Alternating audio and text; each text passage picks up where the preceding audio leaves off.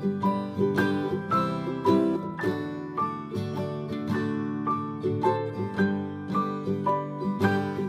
ihr Lieben, schön, dass ihr wieder eingeschaltet habt. Es gibt von mir mal wieder ein Update und zwar zu meiner 11. und 12. Schwangerschaftswoche. Ich fasse diese beiden Wochen einfach zusammen, weil eigentlich gar nicht so viel passiert ist. Die beiden Wochen waren ziemlich geprägt von Kopfschmerzen, die dann mitunter auch begleitet wurden von Übelkeit. Teilweise ging es dann auch schon so ein bisschen in Richtung Migräne, deswegen habe ich mir da auch noch ziemlich Ruhe gönnen müssen. Ja, so oder so. Ich war ja auch noch im Krankenstand, also ich lag ja so oder so sehr viel. Was mir auch aufgefallen ist, aber das war im Grunde schon relativ von Beginn an der Schwangerschaft, dass ich schneller schwitze und eben auch schwitzelig rieche. Das Problem hatte ich eigentlich so noch nie. Also ich war noch nie wirklich der Schwitzer, der dann eben auch mal riecht. Und das ist jetzt in der Schwangerschaft doch etwas anders. Also da muss ich wirklich gucken und hinterher sein. Ja, aber das wird wahrscheinlich auch wieder der Hormone geschuldet sein.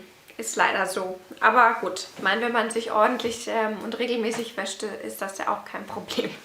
Aber ich wollte es mal angesprochen haben und vielleicht hat der ein oder andere genau dasselbe erlebt oder ist gerade auch schwanger und hat dasselbe jetzt festgestellt. Also mich würde das sehr interessieren. Teilt mir eure Erfahrungen bitte auch immer mit. Da können wir uns super austauschen.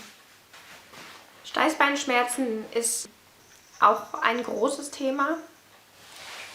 Wobei auch hier wieder das mit den Steißbeinschmerzen, das hatte ich auch schon vor der Schwangerschaft, aber jetzt ist es extrem. Wirklich extrem. Egal wie ich sitze oder liege, merke ich das total und das tut richtig weh. Ich weiß nicht, ob das mit meiner Endometriose zusammenhängt, mit den ganzen Verwachsungen und Adhäsionen durch die Operationen. Ich weiß es nicht, auf jeden Fall. Ja, es kann aber gut sein. Oder ich kann es mir sehr gut vorstellen, dass es damit zusammenhängt. Und deswegen werde ich da wahrscheinlich auch nicht großartig was machen können. Ich denke, dass es vielleicht im Laufe der Schwangerschaft besser werden könnte, da ja sich alles so weit dehnt oder weicher wird und dann vielleicht auch im Bereich des Steißbeins sich was tut und das dann wieder besser wird. Aber wir werden es sehen. Dann hatte ich in der Woche doch ziemlich häufige Tage, wo ich schreckliche Angst hatte, dass der kleine Krümel wieder gehen könnte. Und das habe ich irgendwo auch so von meinen körperlichen Symptomen abhängig gemacht. Ich hatte so die ganze Zeit auch immer so Brustspannen und so und irgendwie war das in dieser Woche so wie weggeblasen fast und das war ja bei meiner Fehlgeburt auch so und deswegen habe ich da doch mir schon ziemliche Gedanken gemacht und fast gar Ängste gehabt. Und aus diesem Grund habe ich mir dann auch einen Sonoline B oder Sonoline B Doppler, Fetaldoppler eben bestellt gehabt. Und zwar über Mami Kreisel von einer ganz, ganz lieben Anbieterin, sage ich jetzt mal, die eben auch eine Fehlgeburt erlebt hat und ihr das eben auch sehr viel geholfen hat, eben über so Panikattacken eben hinwegzukommen, wenn man wirklich Angstschübe hat. Dann kann man in solchen Fällen einfach den Herzschlag abhören. So, das habe ich in der 11. Schwangerschaftswoche mir bestellt und der war dann auch in der 12. Schwangerschaftswoche dann da. Genau, und da habe ich das dann das erste Mal probiert. Ich habe da erst ein bisschen suchen müssen, also es hat schon ein paar Minuten gedauert, bis ich den Herzschlag des Kindes gefunden habe, aber ich war dann doch sehr, sehr beruhigt und der Herzschlag war über 160 Schläge pro Minute, also alles gut und ja, ich hatte mir dann auf jeden Fall jetzt vorgenommen, dass ich das maximal einmal die Woche mache, wenn es wirklich nicht mehr geht und ich das einfach brauche für die Sicherheit, weil im Moment spüren wir ja noch nichts, ja, in der 11., 12. Schwangerschaftswoche und ja, das gibt einem doch so ein bisschen die Beruhigung, die man in dem Moment einfach braucht, weil man kann ja nicht dauernd zum Ultraschall rennen, wobei ich ja eh kein Freund bin von Ultraschall, aber der Sonoline B-Doppler ist im Grunde ja dasselbe Prinzip, deswegen auch nur wirklich im Notfall und maximal einmal die Woche. In der 12. Schwangerschaftswoche hatte ich auch verstärkt wieder Blähungen, wobei ich es ganz ehrlich eher auf die Lebensmittel schiebe, die ich in der Woche gegessen habe, weil es gab zum Beispiel auch Blaukraut und so.